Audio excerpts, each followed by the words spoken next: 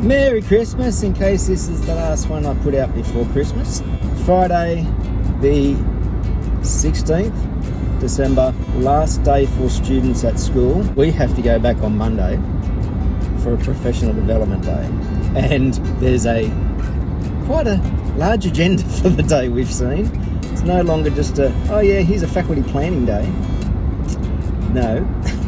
Anybody who couldn't make it to one of these school conferences has to go Tuesday as well. And I know I missed one of those because can't remember if it was when I was at Meadowbank or Granville, but I was out for training and therefore could not make the afternoon. I think it was Granville. I might have to go to work on Tuesday. This past week, because I don't think I've done any updates, 11 timber and construction. Timber class handed in their assignment on the Monday, and I've had a look through them, but I haven't fully marked them because I want to transfer my marking rubric onto Google Classroom so they can see all of that there, since I'll probably be marking it in the holidays for them. We just continued on with their planning. I kind of gave them some assistance and hints on where to look for their timber, about emailing, asking for pricing on things, on various species they're thinking about. Construction, the school got some brand new tables that have whiteboard tops on them. Some faculties bought a stack of them and we got 20. They need to be assembled, so my guys carried them from where they were delivered in another area of the school and got them over into our trade school so that we can assemble them later, and we're going to distribute them around the rooms. Still deciding whether to put one in the construction space, because I think having a whiteboard table there to basically plan out stuff with them in a class and then rub off could be good, because I've only got one little old whiteboard in the room and one outside. Wednesday I got the construction class to remove a big steel gate that is up in the upper area of our block, and it was to basically lock off one end of the block, and that end became the cafe. Where the gate was put was just on one side of the fire hose, the fire hydrant for that building, and so we couldn't leave the gate locked. And because it hasn't been locked, kids have been going through and getting into the cafe.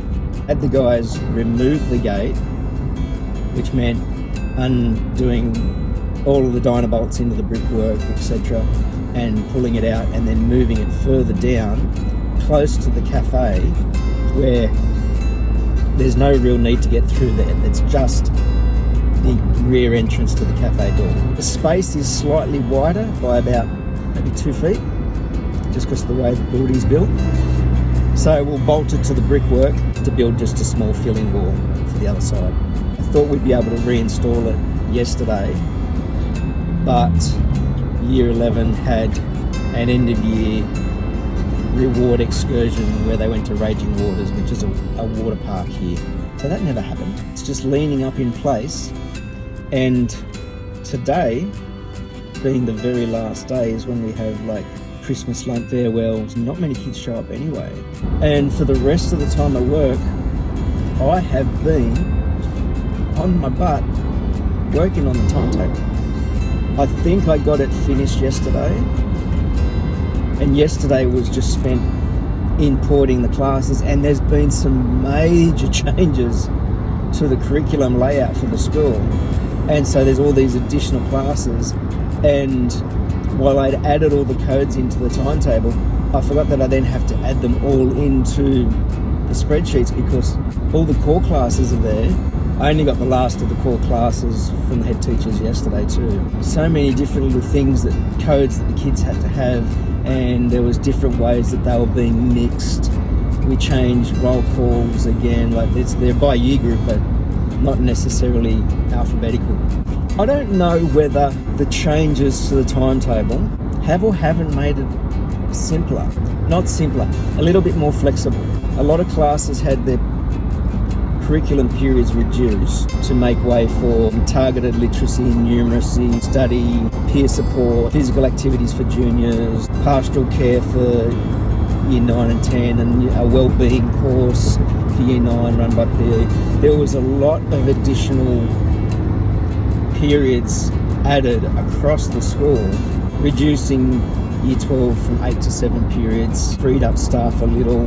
Some faculties found that they were suddenly underload because they used to have very high period counts in the juniors.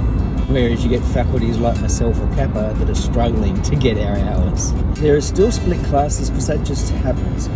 Somebody will be teaching a senior class and a junior class, or they'll be teaching 2 junior classes and they clash, and so classes split. But the number of splits have been reduced considerably, and the number of splits don't involve people outside your faculty as much.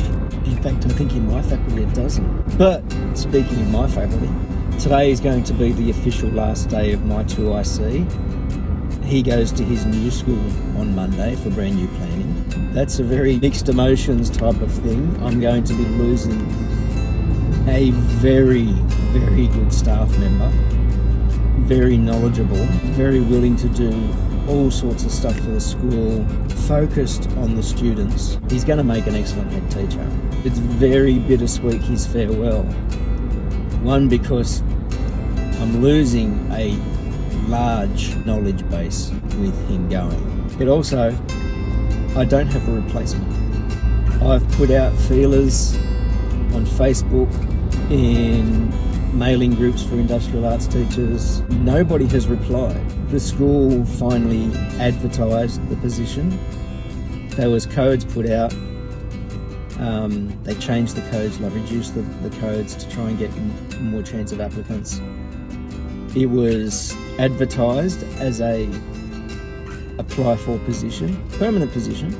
No longer just me trying to find a temp just in case. It was a permanent position advertised, and nobody applied for it. There are a lot of TAS jobs going around the state. I think I've said this before. Quite a number are up the north coast or down the south coast. So if you had the option of possibly getting a job by the coast or in Western Sydney, where would you opt for? Western Sydney has a historically bad rap, but it's changed a lot. We have a lot of issues with our kids. What school doesn't? Issues have gotten worse since COVID. From what I've heard, that's statewide. It's amazing that here's a permanent job and nobody applied. That just highlights the teacher shortage that we have in our state. And why? Teachers are shat on, to be quite honest.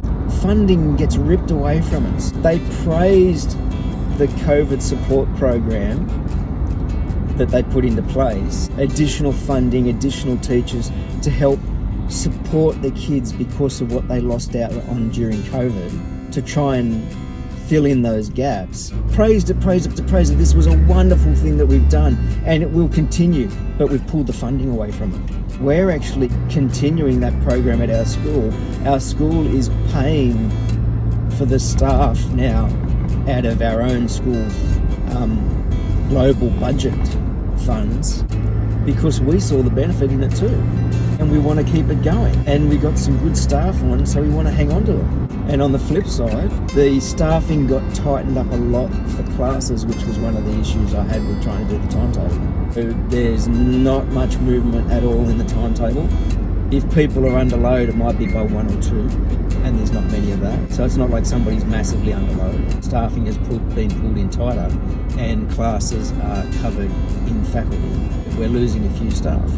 And I'm sitting here going to start the new year without a woodwork and metalwork teacher.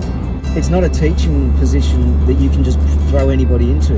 And we almost did. There was an English teacher who was on a temp contract this year. There was another temp position being offered for next year in English. They did not apply for it, so it went to somebody else. We then, yesterday, offered our position to them and told them that it may only be for term 1 because the job is going to be very advertised. But would you like to be that position at the start of the year? They declined. And I really don't blame them. When you're not trained in an area, they've taught in our faculty as casual, and they're good. Never really had an issue with them. They've been able to come up with lessons on the fly and look after classes from 7 right through to 12. Had my classes a lot when I was away, and it was fine. this is going to be a big one to edit down. It's a point of frustration, and coming from a position of anxiety, there's no flexibility in the school for me to get anybody else on those classes. My whole faculty is on a full load. Teaching position that I have on offer is almost full load. I think it's 7 periods short of a full teaching load. 33 periods of classes that I have that the timetable has a teacher on it, hoping that Tony Stark can come and do the job. But in reality, we're going to get back to school next year, and unless some miracle happens, we'll have to have a random casual on, and that's just going to be devastating. How do you start Year 9 timber, Year 9 metal, Year 11 timber, junior STEM? How do you start that fresh when you don't have the teacher? I know the impact that has when I injured myself at the end of the holidays once and was off class, like off school for the first few weeks. Just that settling in period was gone. And this year, when I was off at the start of the year again, medical issues, I hadn't actually started the year, but only the first couple of weeks, and then was off for a big period, and it really just unsettles everything. And it's really hard to grab back that motivation with kids sometimes, because they begin the year fairly relaxed in their mind. Stressful for us, but very relaxed. Oh, we got a casual.